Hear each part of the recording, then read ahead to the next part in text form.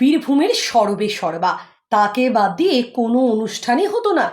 এমনকি তার কথায় বীরভূমে বাঘে গরুতে এক ঘাটে জল খেত।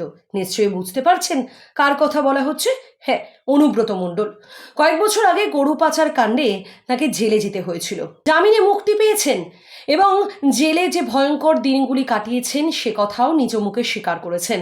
তারপর বীরভূমে ফেরার পর থেকে তিনি কার্যত একটু হলেও স্থিমিত হয়ে পড়েছেন। কিন্তু বিজয় সম্মেলনী থেকে দলীয় অনুষ্ঠান কোনো মঞ্চেই তিনি বাদ নেই। তবে এরই মধ্যে তৃণমূলের আর এক নেতা অর্থাৎ বীরভূমের দাপুটে তৃণমূল নেতা কাজল শেখকে তার পাশে দেখা যাচ্ছে না। তা নিয়েই যত জল্পনা। কারণ অনুব্রত মণ্ডলের অনুপস্থিতিতে যে কোর কমিটি তৈরি হয়েছিল তাতে কাজল শেখকেই প্রধান করা হয়েছিল।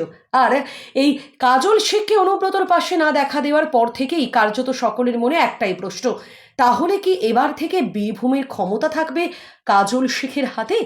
তবে এরই মাঝে বীরভূমের সংগঠনের বিশেষ নজর দিয়েছেন তৃণমূলের সর্বভারতীয় সভাপতি অভিষেক বন্দ্যোপাধ্যায়। সূত্রের খবর, অভিষেক ঘনিষ্ঠ মহলে বলেছেন যে তিনি একান্তভাবেই চান যাতে জেলার সংগঠনের ক্ষমতা কোর কমিটির হাতেই থাকুক। এমনকি তার মতে কোর কমিটির তত্ত্বাবধানে বীরভূমে নির্বাচন ফলাফল বেশ ভালো হয়েছে। যদিও অনুব্রত মণ্ডলের অনুপস্থিতিতে অনেকেই ভেবেছিলেন যে বীরভূমের ফলাফল ভালো হবে না, কিন্তু আশানুরূপের থেকে ভালো ফলাফল হয়েছে। তাই অভিষেক বন্দ্যোপাধ্যায় চান কোর কমিটির হাতেই থাক ক্ষমতা, আর জেলা সভাপতি হিসাবে অনুব্রত মণ্ডল কোর কমিটিকে সঙ্গে নিয়েই চলুন, এমনটাই চান তিনি।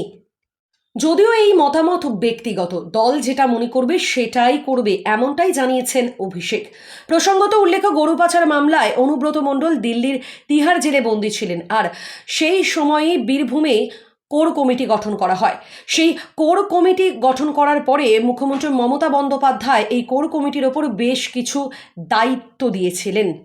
কিন্তু তিহার থেকে ফিরে অনেকেই কোর কমিটি বনাম অনুব্রতর লড়াইয়ের ইঙ্গিত পেয়েছিলেন বীরভূমে। তাতেও হস্তক্ষেপ করতে হয়েছিল মুখ্যমন্ত্রী মমতা বন্দ্যোপাধ্যায়কে।